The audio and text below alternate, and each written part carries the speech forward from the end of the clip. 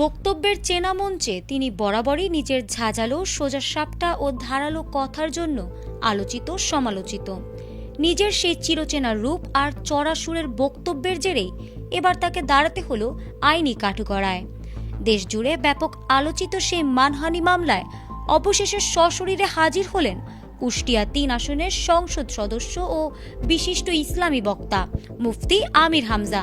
সপ্তাহের প্রথম কার্যদিবসেই তাকে ঘিরে সিরাজগঞ্জের আদালত প্রাঙ্গণ রূপ নেয় কড়া নিরাপত্তার চাদরে।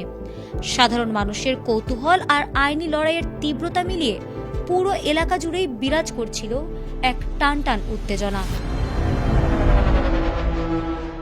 রোববার দুপুর ২:৩০টার দিকে ব্যাপক পুলিশি পাহারায় সিরাজগঞ্জের চিফ জুডিশিয়াল ম্যাজিস্ট্রেট আদালতে উপস্থিত হন মুফতি আমির হামজা। আদালতে প্রবেশ করেই তিনি তার আইনজীবীর মাধ্যমে আত্মসমর্পণ করেন এবং আদালতের কাছে স্থায়ী জামিনের আবেদন জানান। উভয় পক্ষের আইনি লড়াই ও দীর্ঘ শুনানি শেষে চিফ জুডিশিয়াল ম্যাজিস্ট্রেট আদালতের বিচারক সুমন কর্মকার তার স্থায়ী জামিন মঞ্জুর করার আদেশ দেন। আইনি এই লড়াইয়ের সূত্রপাত হয়েছিল মূলত বিএনপির স্থায়ী কমিটির সদস্য ইকবাল হাসান মাহমুদ টুকুকে সামাজিক যোগাযোগ মাধ্যমে নাস্তিক ও ইসলাম বিদ্বেষী বলে কটূক্তি করার অভিযোগে গত ২ এপ্রিল তার বিরুদ্ধে এই মানহানি মামলাটি দায়ের করা হয়। মামলা দায়েরের পর আদালত তাকে সমন জারি করে ২১ এপ্রিল হাজির হওয়ার নির্দেশ দিলেও তিনি নির্ধারিত তারিখে উপস্থিত হননি।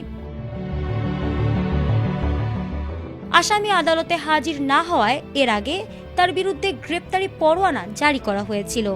শুধু তাই নয়, আইনি প্রক্রিয়া এড়াতে থাকায় গত ১৭ মে সিরাজগঞ্জ অতিরিক্ত চিফ জুডিশিয়াল ম্যাজিস্ট্রেট আদালতের বিচারক সুমন কর্মকার মুফতি আমির হামজাকে গ্রেপ্তারে দেশের জাতীয় পত্রিকায় বিজ্ঞপ্তি প্রকাশেরও নির্দেশ দিয়েছিল। মূলত পত্রিকায় হুলিয়া বা বিজ্ঞপ্তি জারির মতো করা আইনি পদক্ষেপের পরই তিনি উচ্চ আদালত থেকে আগাম জামিন নেন এবং সেই ধারাবাহিকতায় আজ নিম্ন আদালতে এসে সশরীরে আত্মসমর্পণ করে স্থায়ী জামিন লাভ করলেন। ফারহানা হক, এটিএন বাংলা।